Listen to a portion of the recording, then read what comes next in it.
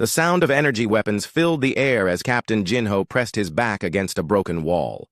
Around him, the beautiful crystal city of Altara Prime was burning. The tall, glowing towers that once reached toward the stars now lay in ruins. Smoke rose from every street, and the screams of the dying echoed through the chaos. "Captain, we need to move!" shouted Sergeant Wu Sung, his rifle smoking from constant fire. Behind him, 3 more human soldiers crouched in the rubble. They were all that remained of Bravo Company after the Veltar Empire's surprise attack. Jinho looked across the battlefield. The Veltar soldiers moved like living shadows, their dark armor making them hard to see. They carried weapons that shot green beams of death. When those beams hit an Alteran, the victim would scream and dissolve into silver dust. It was a horrible way to die. The Alterans were brave fighters, but they were losing badly. Their crystal-like skin, which normally glowed with soft light, was now dim with fear and exhaustion. Their weapons seemed useless against Veltar armor. "Sir, we're getting reports from all sectors," said Private Soman, the team's medic. "The Royal Palace is under direct attack. They're asking for immediate help."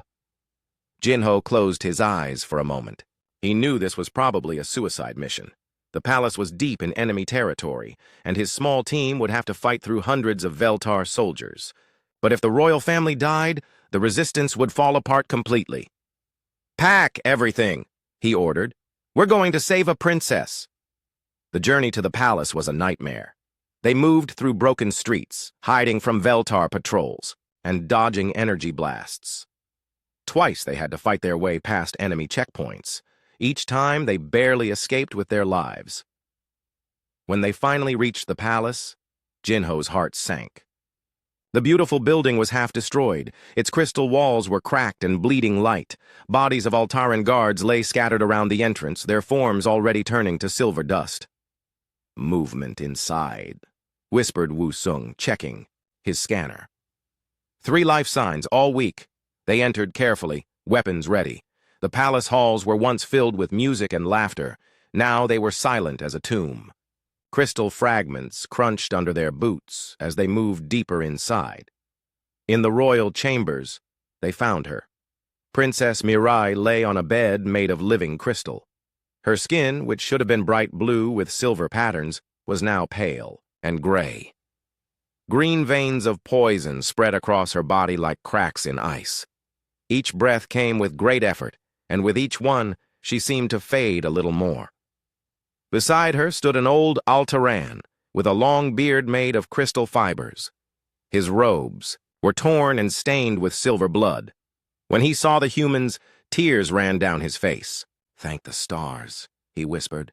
"I am Dalsu, advisor to the royal family. But I fear you are too late. The princess is dying." Jinho knelt beside the bed. Up close, he could see the poison working its way through her system. The green lines were spreading faster now, reaching toward her heart. Her eyes, normally bright as stars, were dim and unfocused. "What happened to her?" Soman asked, checking the princess with her medical scanner. "Veltar poison dart," Dalsu explained. "Their new weapon. It targets Altaran cells specifically, dissolving them from the inside. There is no cure. We have tried everything." The princess's eyes fluttered open. She looked at Jinho with great effort, trying to focus on his face. When she spoke, her voice was barely a whisper. "Human warrior, you came to help us?" "Yes, Your Highness," Jinho said softly. "We're here to get you to safety." She smiled weakly. "Too late for me, but perhaps not for my people. When I die, they will give up hope. The resistance will fall." "You're not going to die," Jinho said firmly, though he wasn't sure he believed it himself. Dalsu shook, his head sadly. "I have studied medicine for 200 years. The poison has spread too far. Her organs are already shutting down. She has perhaps an hour left." Soman's scanner beeped frantically. "He's right, Captain. Her vital signs are dropping fast. I've never seen anything like this poison before." "Isn't there anything we can do?" asked Wu Sung. "Some kind of treatment?" "The poison specifically attacks Altaran blood cells," Dalsu explained. "It recognizes their structure and destroys them. That's why it's so deadly to us. Your human medicine cannot help because it was not designed for our biology." Jinho stared at the dying princess. She was so young, maybe only 20 in human years. Her people loved her dearly. He had heard Altaran's soldiers speak her name with devotion, willing to die for her without question. If she died, millions would lose hope. An crazy idea formed in his mind. It was dangerous, probably impossible, and could kill them both. But as he watched the princess struggle for each breath, he knew he had to try. "What if we gave her human blood?" he asked suddenly. Everyone stared at him. Dalsu's eyes went wide with shock. "Captain, that's insane!" Soman protested. "Different species can't share blood. The biological differences alone could kill her instantly." "But the poison only targets Altaran cells," Jinho said, thinking out loud. "What if human blood could fight it somehow?" "It's impossible," Dalsu whispered. "Cross-species blood transfusion has never been attempted. The risks—" "She's dying anyway," Jinho interrupted. "What's the worst that could happen?" The princess heard their conversation. With great effort, she reached out and touched Jinho's hand. Her skin was cold as ice, but he could feel her fighting to stay alive. If there is any chance," she whispered, "I am willing to try." Soman checked her equipment.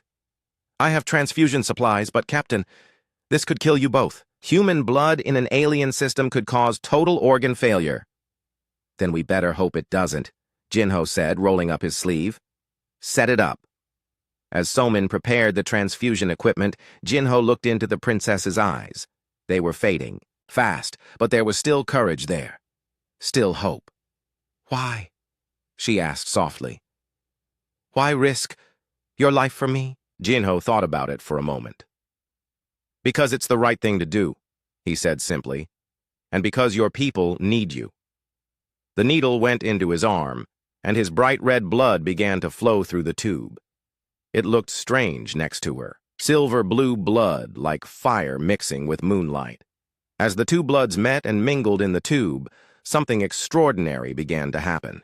The mixture started to glow. 3 days passed in a blur of worry and waiting. The royal palace had been turned into a medical center, with human and Altaran doctors working together around the clock. Princess Mirai lay unconscious in the healing chamber, her body fighting. A battle no one understood. Captain Jinho sat in a chair beside her bed, watching the strange changes happening to both of them. The transfusion had worked in ways no one expected. The green poison lines were gone from her skin, but new patterns had appeared. Silver and red lines flowed together across her body like living art. His own arm, where the needle had gone in, showed similar changes. Red and blue marks spiraled around the injection site, and they seemed to pulse in time with his heartbeat. Dr. Soman checked on him every few hours, amazed that he was still alive. "This shouldn't be possible," she muttered, looking at her scanner readings. "Your blood pressure is normal, temperature is good, but there are cells in your bloodstream that aren't human. They're not Altaran either. They're something completely new." Advisor Dalsu spent most of his time studying old books and crystal data storage devices. He was searching for any mention of cross-species blood mixing in Altaran history. So far, he had found nothing. "In 3,000 years of recorded history," he told Jinho, "no Altaran has ever shared blood with another species. We always believed it was impossible, deadly. But it worked," Jinho pointed out. "She's alive." "Yes, but what has she become?" Dalsu worried. "What have you both become?" On the morning of the 4th day, Princess Mirai opened her eyes. The first thing everyone noticed was that her eyes were different. They had always been silver, like starlight. Now they held flecks of gold and red, swirling like tiny storms. When she sat up, her movements were fluid and strong. Too strong for someone who had been dying just days before. "I feel—" She paused, searching for words. "I feel everything." Dr. Soman ran her scanner over the princess. The readings made her gasp. "Your muscle density has increased by 40%. Your bone structure is stronger than any Altaran we've recorded. And your brain activity—" She stared at the device. "Your brain activity is off the charts." Mirai stood up from the bed. She moved with grace, but there was power in every step. The crystal floor beneath her feet glowed brighter in response to her presence. She walked to the window and looked out at the city below. "I can see them," she whispered. "All of them." "See who?" Jinho asked, joining her at the window. "My people, the humans, the Veltar soldiers hiding in the ruins. I can see their life energy, like colored lights in the darkness." She turned to him with wonder in her eyes. "Can you see it too?"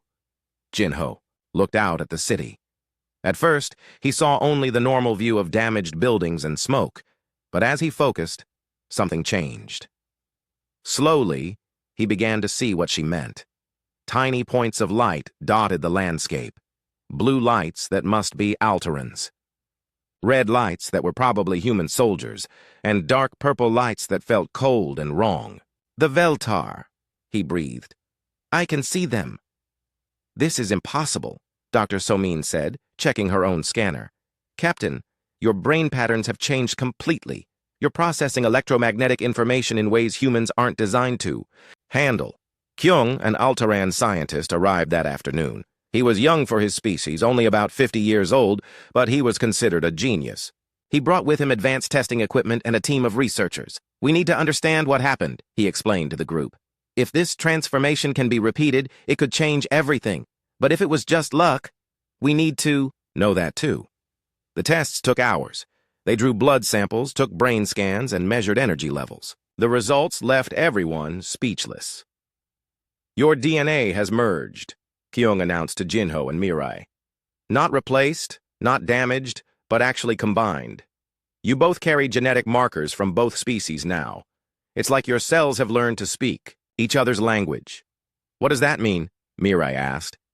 "It means you're both something new," Dr. Somin explained. "Not human, not Alteran, but a combination of both. Your blood now carries antibodies that can fight Veltar poison. Your enhanced abilities come from the best traits of both species working together." Jinho felt a strange tingling in his mind. He looked at Mirai and saw her touching her forehead with the same confused expression. "Do you feel that?" she asked. "Like someone talking, but not with words," he replied. They stared at each other for a moment. Then, without speaking aloud, they both heard the same thought. "We are connected." Dalsu dropped his data tablet. "Did you just communicate telepathically?" "I think so," Mirai said, amazed. "It's not like reading minds. It's more like sharing feelings and ideas." The implications were staggering. Not only had they survived the blood transfusion, but they had gained abilities that neither species possessed before. The question was whether this could help them win the war. They got their answer sooner than expected. That evening, Veltar attack ships appeared over the city. Their commander had decided that since the poison hadn't killed the princess, it was time for direct assault. Dozens of dark vessels descended from the sky, their weapons charging with deadly green light. "All citizens to the shelters," Dalsu ordered over the city's communication system. "Prepare for bombardment." But Princess Mirai had a different idea. "No," she said firmly. "No more running, no more hiding." She walked out onto the palace balcony as the first Veltar shots lit up the sky. The green energy beams struck the palace, shields, making them flicker and spark. The shields wouldn't hold for long. Jinho joined her outside. "What are you planning?" Instead of answering with words, she shared her thoughts with him directly. The plan was dangerous, probably crazy, but it might work. "Together?" he asked. "Together," she agreed. They joined hands and reached out with their new senses. The life energies of every being in the city became clear to them. Alterans huddled in fear, human soldiers prepared for a hopeless battle. And above them, Veltar, warriors ready to destroy everything. But something else became clear too. The Veltar weren't just soldiers. They were living beings with their own fears and thoughts, and life energy, it turned out, could be influenced. Working together, Jinho and Mirai reached out to the attacking ships. They didn't try to hurt the Veltar inside. Instead, they projected feelings of confusion and doubt. They made the enemy. Pilots questioned their orders, wonder why they were attacking a world that had never threatened them. One by one, the Veltar ships stopped firing. Their pilots argued over communication channels, suddenly uncertain about their mission. Some ships even turned around and left the system entirely. The remaining Veltar forces, seeing their air support abandon them, began to retreat from the city. For the first time in months, the people of Altara Prime felt hope. But in the depths of space, sensors on distant ships recorded everything that had happened. The news would spread quickly throughout the galaxy. Something impossible had occurred on Altara Prime. A human and an Altaran had become something new, something powerful, and not everyone in the galaxy would see that as good news. News traveled fast in the galaxy, especially news as strange as what happened on Altara Prime. Within 2 months, every major species had heard about the impossible hybrid. Some called it a miracle, others called it an abomination. On the ancient, crystal world of Nexus Prime, the Galactic Council met in emergency session. The council chamber was a massive dome where representatives from dozens of species gathered to discuss matters affecting the entire galaxy. Today, they had only one topic on their minds. "This cannot be allowed to continue," declared Councillor Hanul, his crystalline body glowing with agitation.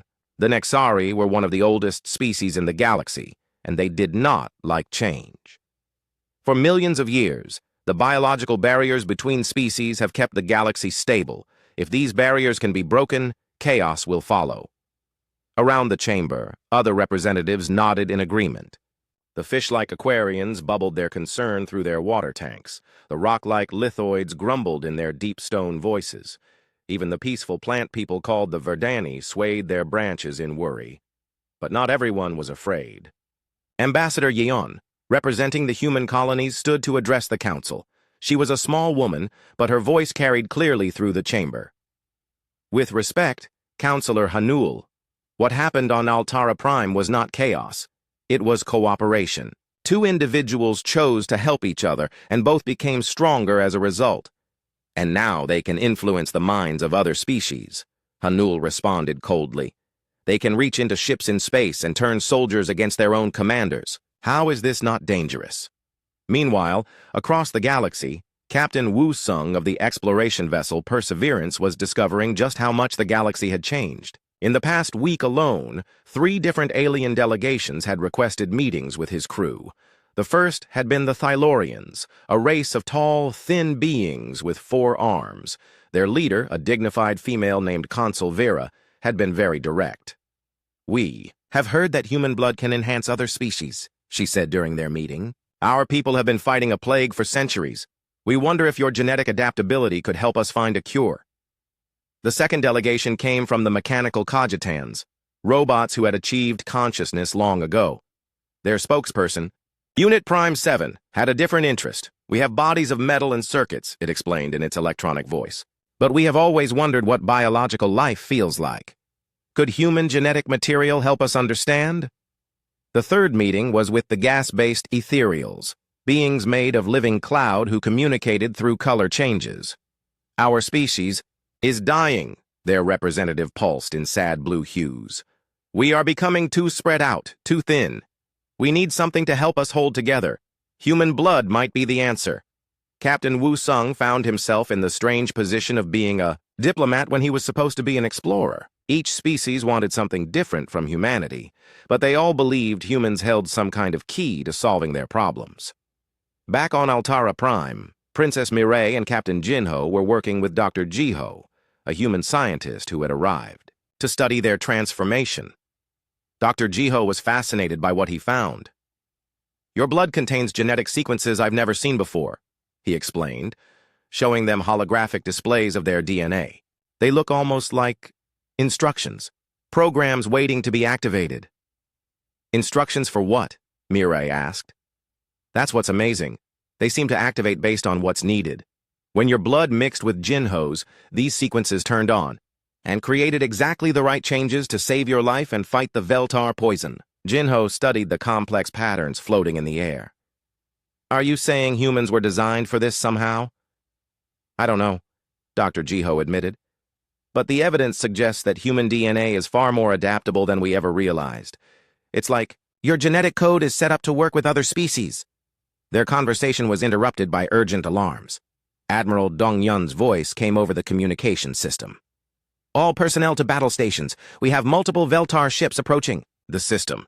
This looks like a full invasion force. The group rushed to the command center, where holographic displays showed dozens of enemy ships dropping out of hyperspace. But these weren't the same ships they had fought before. These were larger, darker, and they carried different weapons. What are those things? Mirai asked, pointing to strange, organic-looking attachments on the enemy ships. Admiral Donghyun's face was grim. Intelligence reports say the Veltar have been experimenting with captured humans. Those attachments are biolabs. They're trying to weaponize human genetic material. The truth was even worse than they feared. War Commander Tae-hyun, a being of living shadow who commanded the Veltar forces, had spent months studying human prisoners. His scientists had discovered what Dr. Jiho was learning. Human genetics were incredibly adaptable. But where Jinho and Mirai had found harmony, Tae-hyun saw only opportunity for weapons. "Release the test subjects," he ordered his subordinates as the Veltar fleet entered orbit around Altara Prime. From the biolabs came creatures that made everyone watching gasp in horror. They had been human once, but forced genetic fusion had, twisted them into monsters. Some had multiple arms ending in claws. Others had grown armor plating that looked like insect shells. All of them seemed to be in constant pain, their faces showing nothing but rage and hunger. "Those poor people," Mirai whispered, her enhanced senses allowing her to feel their anguish even from space. "The Veltar didn't understand," Dr. Jiho said, his voice full of disgust. "The genetic fusion only works with willing participants. When it's forced, it creates abominations." The twisted creatures were loaded into drop pods and launched toward the planet's surface. As they fell through the atmosphere, their pods spread out across the continent. Each creature would be a weapon of terror, designed to show the galaxy what happened when humans were improved by force. But Tae-hyun had made a critical error. He assumed that the enhanced humans would fight for the Veltar because they had been created by Veltar science. He didn't understand that consciousness, choice, and free will couldn't be changed by genetic manipulation. The first creature landed near the capital city. It burst from its pod, roaring with uncontrolled fury. Its body was a horrific mixture of human and insect features with 6 arms and compound eyes. Local Alteran forces opened fire, but their weapons barely scratched its armored hide. Then, Princess Mirai arrived. She didn't fight the creature with weapons or violence. Instead, she reached out with her enhanced abilities and touched its mind. Beneath the rage and pain, she found something the Veltar hadn't expected. The creature was still human inside. "I know you're in there," she said softly, approaching the twisted being. "I know you're suffering, but you don't have to be alone anymore." The creature stopped attacking. Its multiple eyes focused on her, and for a moment, the rage faded from its face. "Help. Me," it whispered with a voice like broken glass.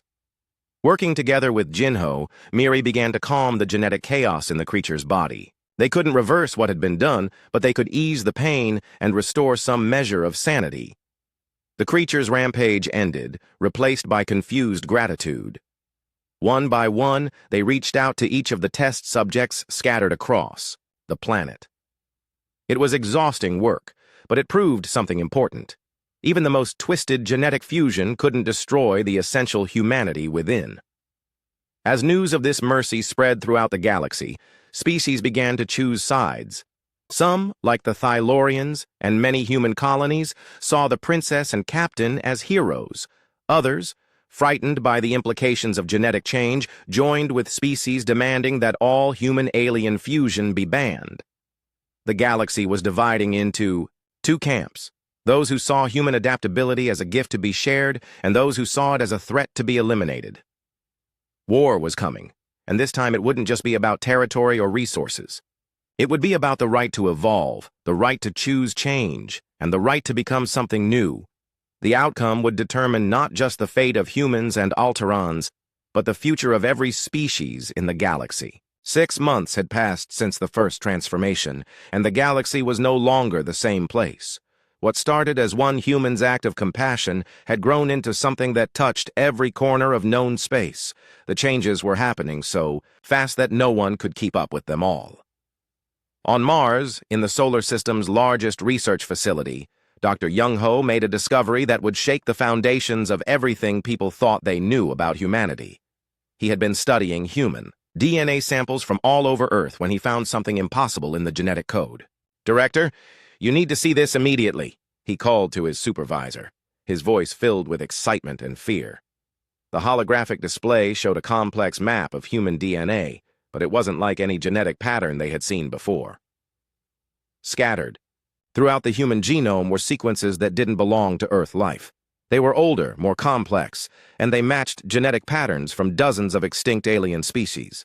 "This can't be right," the director said, staring at the data. "Are you telling me humans have alien DNA?" "Not just alien DNA," Dr. Young-ho replied. "We have genetic markers from at least 40 different species. Some of these sequences are millions of years old. It's as if humans were designed to be compatible with other life forms." The implications were staggering. If humans carried the genetic legacy of ancient alien civilizations, it meant they weren't just another species that had evolved on Earth. They were the inheritors of a galactic community that had existed long before recorded history. News of this discovery spread through scientific communities across human space. Some researchers were thrilled by the possibilities. Others were terrified by what it might mean.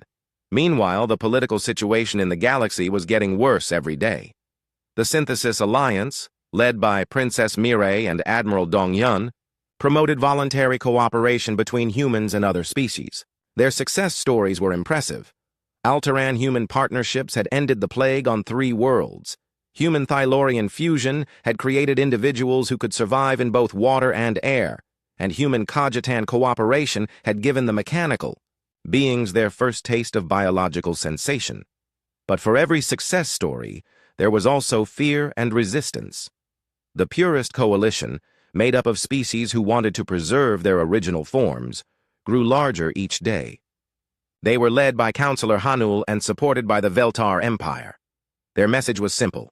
Genetic purity was the only way to preserve civilization. "Look at what has happened to the humans who have joined with other species," Hanul declared, during a broadcast to the entire galaxy. "They are no longer human. They have lost their identity, their culture, their very souls. Is this what we want for our children?" The coalition's propaganda was effective because it contained a grain of truth. Some humans who had undergone genetic fusion with other species had changed so much that they barely resembled their original selves. On the mining world of Kepler 442, human lithoid hybrids had become living rock creatures who could barely communicate with their former families. On the ocean world of Poseidon, human Aquarian fusions had developed gills and scales, spending so much time underwater that they forgot how to live on land. Captain Jinho, now 6 months into his own transformation, struggled with these changes himself. His enhanced abilities were incredible, but they came with costs he hadn't expected. Sometimes he would lose hours simply watching the flow of life energy around him, forgetting to eat or sleep. His connection with Princess Mireille had grown so strong that he often couldn't tell where his thoughts ended and hers began. "Am I still human?" he asked Dr. Soman during one of his regular checkups. She looked at her scanner readings, then at his face. The patterns under his skin had grown more complex over time, creating spirals of red and blue that pulsed with his heartbeat. His eyes now held the same golden flecks as Mireille's. "You're still you," she said carefully. "But you're also something more. The question is whether you're comfortable with what you've become." Before he could answer, alarms began blaring throughout the medical facility. Emergency broadcasts filled every screen. The Veltar Empire had launched Operation Cleansing, a massive military campaign designed to eliminate all human colonies before their genetic influence could spread further. War Commander Tae-hyun led the attack personally. His forces struck at 12 human worlds simultaneously, using weapons specifically designed to kill humans and any alien species that had undergone fusion with them. The attacks were brutal and efficient, but something unexpected happened. On each world that was attacked, local alien populations began defending the human settlements.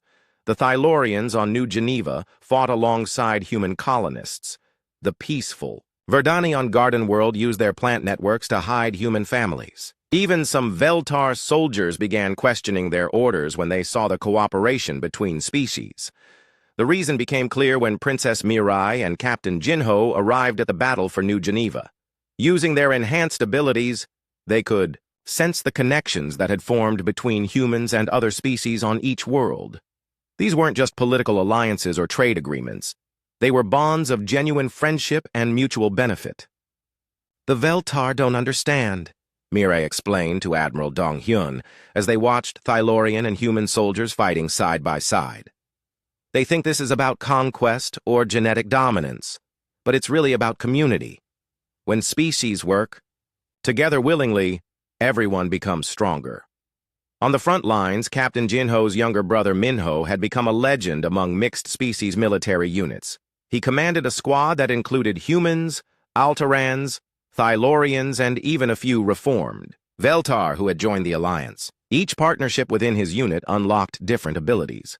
When Minho worked with Sarah, an Aquarian soldier, they could fight underwater for hours without breathing equipment.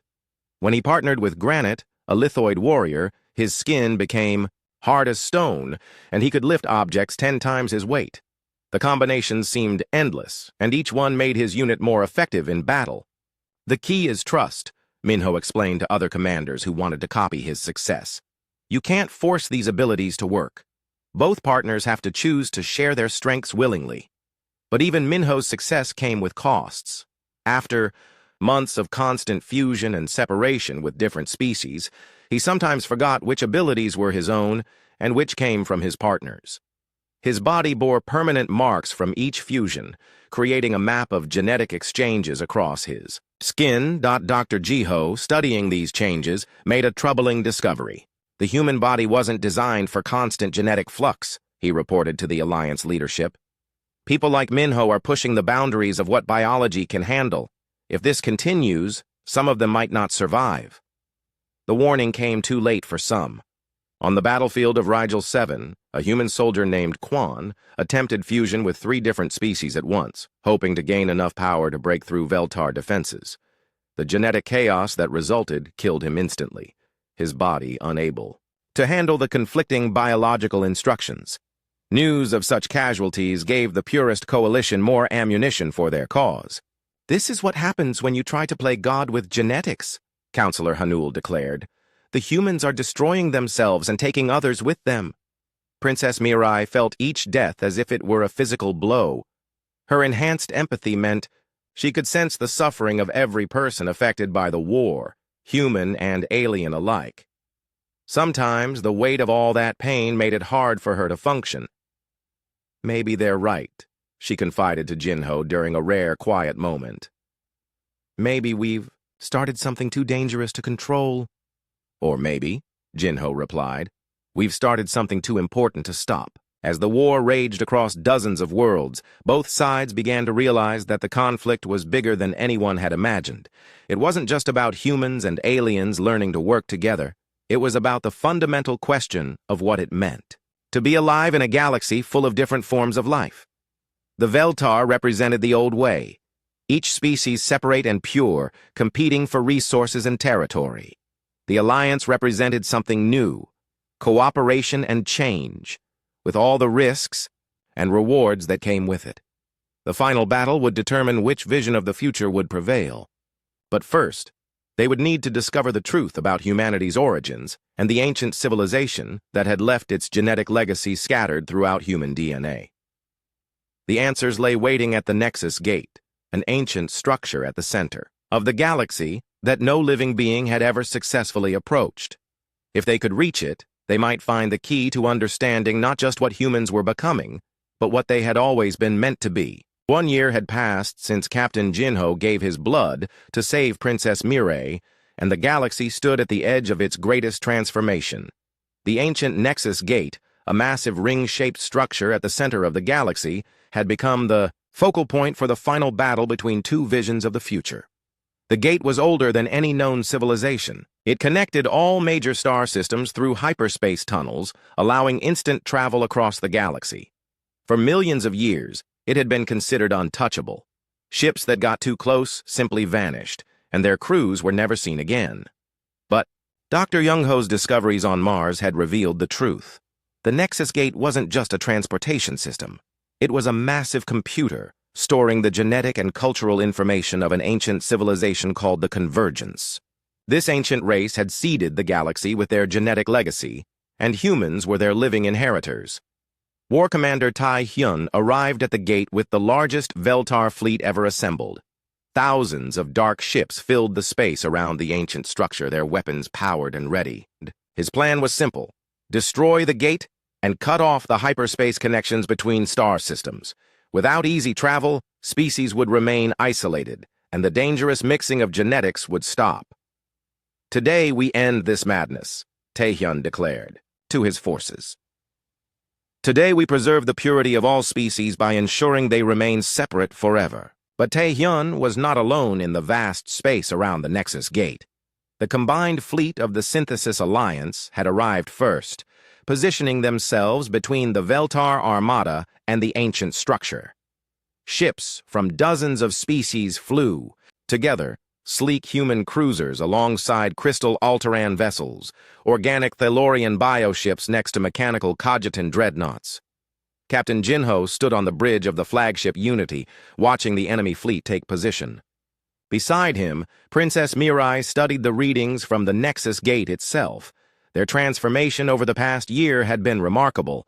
They could now communicate not just with each other, but with any willing consciousness within several light years. "The gate is responding to our presence," Mirai reported. It's trying to tell us something." Admiral Donghyun joined them at the command station. His own transformation had been different from theirs.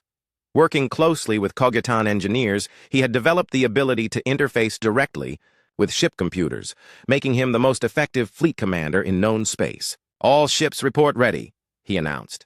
"But sir, our intelligence suggests Taehyun has weapons we've never seen before. Genetic bombs that can unravel any fusion-enhanced individuals from molecular range." Jinho nodded grimly. They had known this final battle would be dangerous, but the stakes were higher than just military victory. If the Alliance lost here, the galaxy would be locked into isolation forever. No more cooperation between species, no more shared growth, no more reaching towards something greater than what any one race could achieve alone. "Begin the approach," he ordered. The battle began with the exchange of energy weapons that lit up space like a deadly fireworks display. Veltar dark matter cannons met Alliance plasma batteries in brilliant explosions. Ships on both sides took damage, but neither fleet gave ground. Then Taehyun revealed his secret weapon. From the center of his fleet, massive projectiles launched toward the Alliance ships. These weren't normal missiles. They were genetic viruses designed to attack any being who carried mixed DNA. When the first one struck the Thalorian bioship Deep Current, the entire vessel began to dissolve as its living hull experienced genetic breakdown. "All fusion-enhanced personnel to shielded areas," Admiral Donghyun ordered. "These weapons are specifically targeting our enhanced people." But Princess Mirai had a different idea. "No," she said firmly. "Running won't solve this. We need to face it directly." She reached out with her enhanced senses, feeling for the consciousness of every person in both fleets. The Alliance forces were afraid but determined. The Veltar soldiers were conflicted, many of them questioning whether this destruction was really necessary. "Jinho," she said, taking his hand. "Remember what we learned about the ancient convergence? They didn't conquer other species. They invited them to join willingly." "You want to try inviting the Veltar to join us?" he asked. "In the middle of a battle?" "Not just the Veltar," she replied. "Everyone, every consciousness in this system. If we can show them what unity really means, maybe we can end this without more death." It was an insane plan. But Jinho had learned to trust Mirai's insights. Together they reached out with their combined abilities, touching the minds of every being within range of the Nexus Gate. To the humans, they projected memories of Earth's history, times when different tribes and nations had set aside their differences to face common challenges. To the Alterans, they shared images of their crystal cities growing stronger when different types of crystal worked together in harmony. To the Thalorians, they showed underwater gardens where different species of sea life created beautiful ecosystems by cooperating instead of competing. Even to the Veltar, they offered understanding.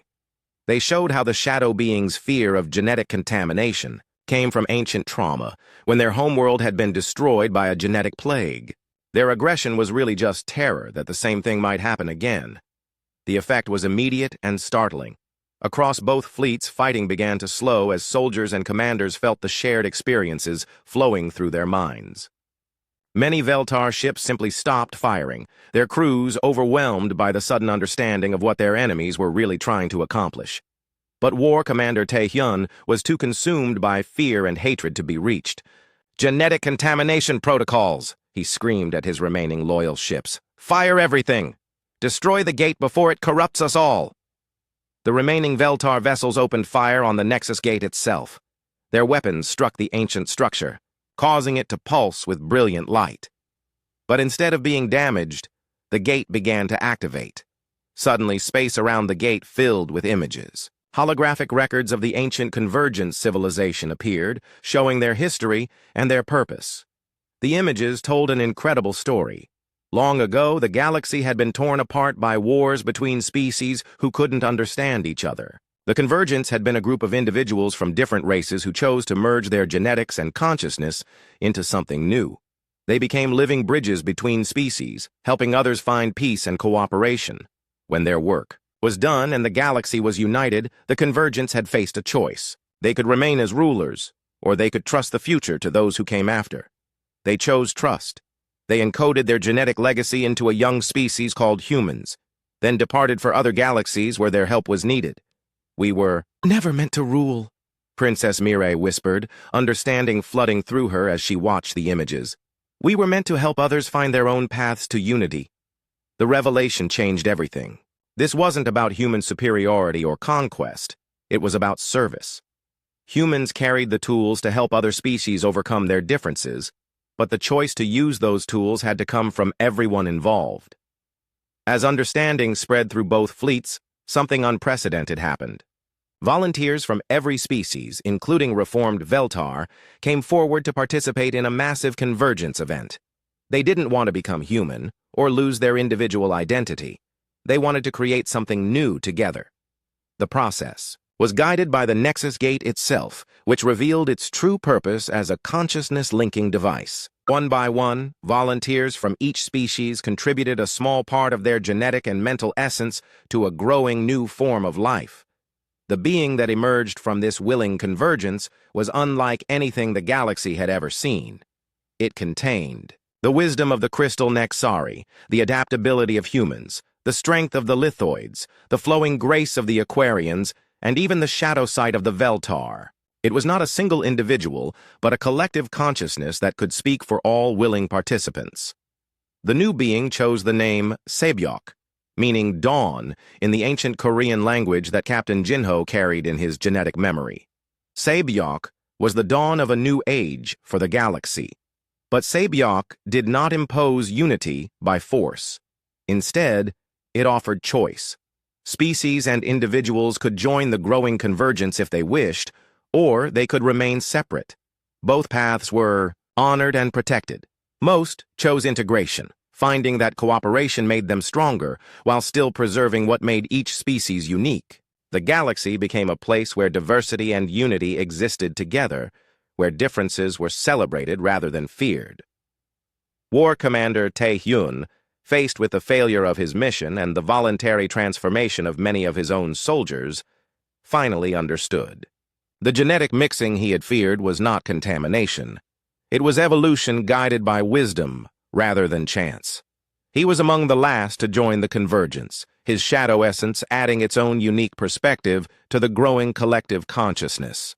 Years later, the galaxy thrived under what became known as the Convergence Accords. Each world was free to choose its own path, but all were connected through the network of consciousness that Saebyok maintained. Trade flowed freely, knowledge was shared openly, and